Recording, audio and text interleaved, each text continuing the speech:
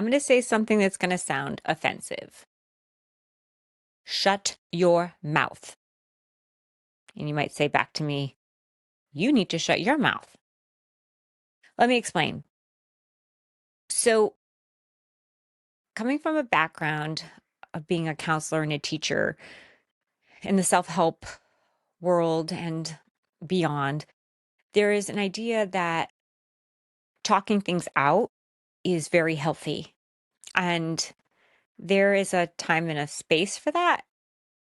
And I'm not anti counseling. I've said this in other videos. I'm not anti self help. But I would propose that we need to shut our mouths. Let me explain. So, where our attention goes, our energy flows. Okay. So, if we are always thinking about what's wrong, ruminating on what's wrong, and particularly speaking about what's wrong,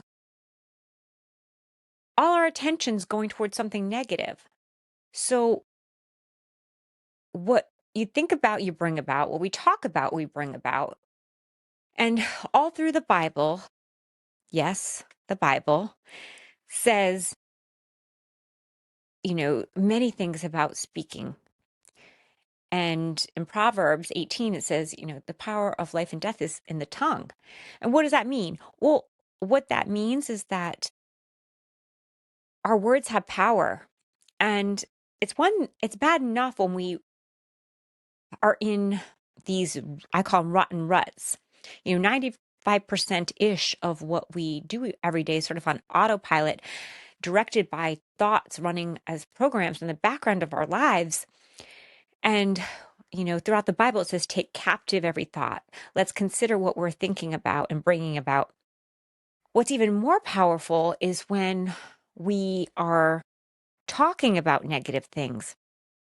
There's so much power in our words, what we speak over ourselves, what we speak over others, the energy and time we put into grumbling.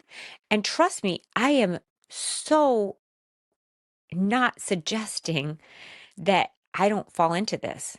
I will be at work and, sometimes I will hear myself say something like, well, here we go again, or something that's just doesn't need to be expressed. And you could say, well, what's the harm? There is tremendous harm in being hyper focused on what's wrong. And so it's one thing when we have a thought and we're human, like this is not going well, or this is not a great day. Last week I had a random rock. Was a crazy story, but a random rock come flying at my car and lodge itself in my headlight. And that was not fun. I didn't know what happened. I was scared. I drove home white knuckled and, you know, nobody got hurt. It wasn't disastrous. And I'm not going to go into the days following and be like, well, that was a blessing, or that wasn't that great that happened. I mean, that's bananas. I'm not asking you to be ridiculously positive or fake. But if I went on the whole week grumbling about this horrible thing that happened to me and why do things like this happen, and it's just such a waste of energy. And particularly when we frame it as, we're just venting. Research suggests consistently that the idea of venting is not therapeutic. There's nothing that good that comes out of it for the person venting or the person listening. So the idea of like, well, you just got to let it out. Do you? And I'm not saying you keep things bottled up. Maybe go to a trusted counselor, advisor, friend occasionally to talk about some deep things that are really troubling to you and work through those.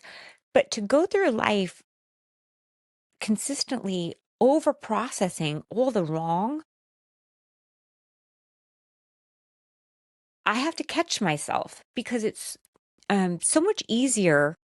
I think they said for every negative thing we hear, we would need to hear 7 to 10 positive things to sort of cancel that out. So negative things spoken carry much more power. So to be mindful of noticing when things are going well. Like I wake up every morning, I put my feet on the ground, right foot, thank you, Lord. I try to start with gratitude. Small gesture. Then I do my Bible study, my Bible app, my devotion. I have my routine. I pray. But when you know it, I still end up having negative thoughts. Where I'm working on this is to try to ensure that I'm not putting those out. It says that we become who we're around.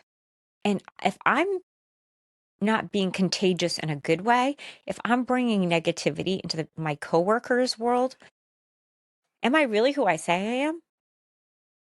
Am I a light bearer? Am I someone who's bringing light and life to people?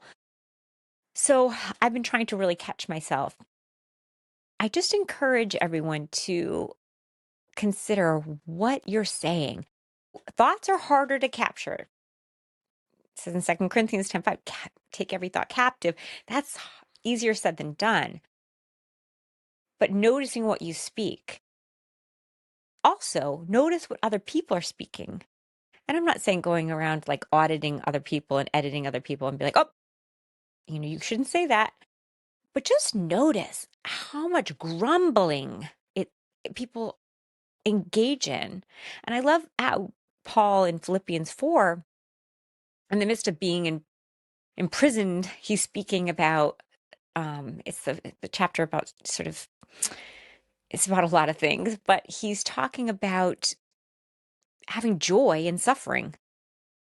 And he's saying many times in different ways through it, don't be a grumbler. And if Paul, being, in prison, can say that, I think that tells us it's important for us to be mindful of. And we don't need to be perfect with it, but just be mindful. So if we're noticing, and so we have many amazing things in our mind, we want to confirm what we already believe. So if we believe that the day is already ruined, we will find confirmation bias. We'll find many things as evidence to confirm that today's the worst day ever, right? Or, when people are, I don't, I'm so blessed. I have not gotten sick in years. And so I'm so grateful for that. But occasionally, if I ever feel like I'm a little bit tired or run down, or I start to feel like maybe the start of a headache or something, like I purposely won't say like I have a headache. Oh my gosh, I have a headache. I don't have time for this. I just don't let it have any real estate in my life. I just disregard it. I'm not saying ignore your body when you're in pain, but to just keep focusing on it does not make the headache go away.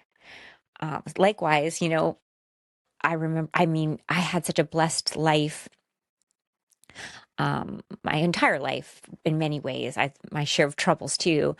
But before I completely blew up my life, I had a very privileged life with my children. We had a beautiful home together. And I just didn't notice the beauty. I didn't notice the ocean in front of my home.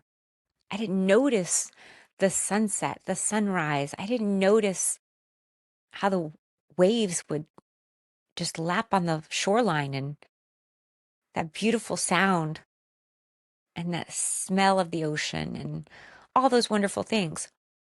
I would find things that were wrong, and I would wake up looking for things that were wrong because, being someone who for decades was so entrenched in fight or flight for a number of reasons. There's good reasons, but not excuses. I would look for things that were negative, which is so sad. And even simple things, so you go in a room and there's a mess. And so You get all riled up and then you go in the next room looking for a mess. What, to be more mad?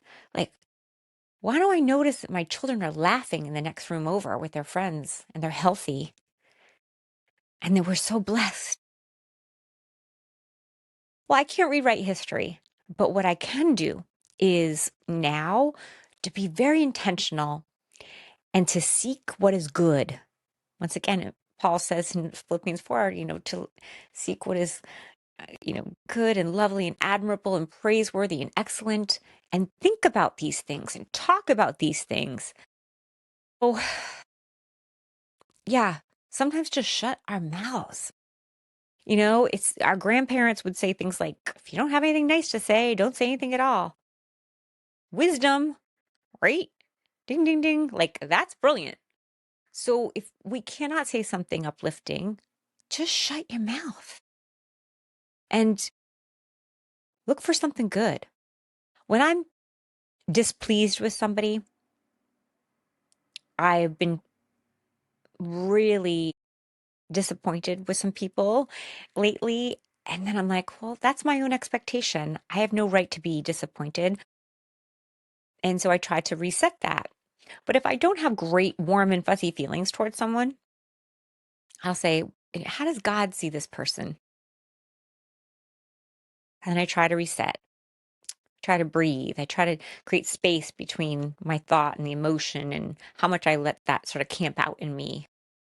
And then I also say something like, okay, that may not be great about them, but can I think of, for everything that makes me a little displeased, can I think of three things that are great about them? If I can't think of much, it's they're a child of God, they're doing the best they can, they have their own brokenness. Okay, you know. But when I am able to say something, well, they're strong-willed, they're creative, they're opinionated, and those can be good things. So all that to say, I encourage us all to have confirmation bias in trying to find things that are good. So when we wake up in the morning, it's not just like, oh, everything's rainbows and butterflies, when it's not. You may be heading into a very challenging meeting that day. Or maybe you do have some health issues, and I pray that that's not the case for you. And if you are encountering struggles in your life and you'd like me to pray for you, please reach out. So it's not slapping a Bible verse on things that are wrong, and it's not being phony baloney and everything's rainbows and butterflies when it's not. But it is not giving all our focus on what we see as the problem, because problems exist, but what you do with them is what's key. A problem doesn't need to become your focus. Problems are going to be there every day. Problems come and go. They're meant to go. But what we tend to do is have a problem, obsess about it, and not have room to have other good things come in. When we want something really bad, and I see it a lot, perhaps because I'm not super young and I'm unfortunately divorced, and women sort of in my situation, I see a lot of women who are obsessed with finding a husband. And it's uncomfortable to watch because I feel like the more they obsess on it, the more desperation sort of like exudes off of them. The more they obsess on it, they're not seeing the other wonderful things in their life, the things that are going great in their career and in their children's lives, and a beauty that surrounds them in nature. I'm really like super hyper focused on, sort of redundant, hyper focused on landing a mate. It's like, golly, and I'm not saying that in a judgy way. I'm just saying we could all do it. I do it with, sometimes I become super focused on, what does God have for me in this season? What does he want me to do in my ministry? What does he want me to do uh, in life? And, and okay, that's not a negative thing. But if we're focused on the solution, like, I've got to figure this out, I got to solve this problem. What's the unlock for this? It's like, what am I missing around me while I'm just obsessing on that? So sometimes we just have to let those thoughts come, pass through us rather than speaking them out. Like, I'm going to go talk to 7 different people. Like, what do you think God's will is for my life? And what do you think I should do right now? Or, people do it with money. You know, there's not many people I know that wouldn't like to have a little more money, but obsessing about your bills, obsessing about your bank account, obsessing about anything financial, it really is probably not the healthiest thing because it doesn't help. It's like, okay, yes, I'm not saying, bury your head in the sand and be like, oh, finances don't matter. See things how they are, reveal what's going on. Okay. But then reset and go, okay, that is the reality and the natural, but I'm believing for whatever you're believing for. I'm believing for, money to come in expected and unexpected ways in the season. I'm believing for a new job. I'm believing for new opportunities to come into my life. Set those intentions, pray on it, and then just like sort of let it go. And don't be so hyper focused. Don't walk around complaining about your finances all the time.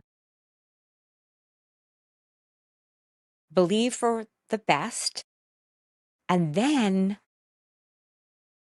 believe for what is believe for what's best, and then take faithful steps as they become revealed to you in God's will, right? So it's not just saying, well, I'm just going to trust God, and then you just stop working and, wait for money to fall from the sky. Duh. Like, no, that's not what I'm suggesting. That's foolishness. It's, to do your personal best, but not to be obsessed with what's wrong. So not what's wrong with your relationships, not what's wrong with your health, not what's wrong with your finances. Just see things for how they are. Believe and pray for something better. And don't think about it as much as you can. And certainly do not speak about it, because what is spoken out tends to be brought about. Do not make it more real than it needs to be. So I am going to shut my mouth now, and I will see you in the next episode. And if this blesses you, please share it with somebody else. Take good care.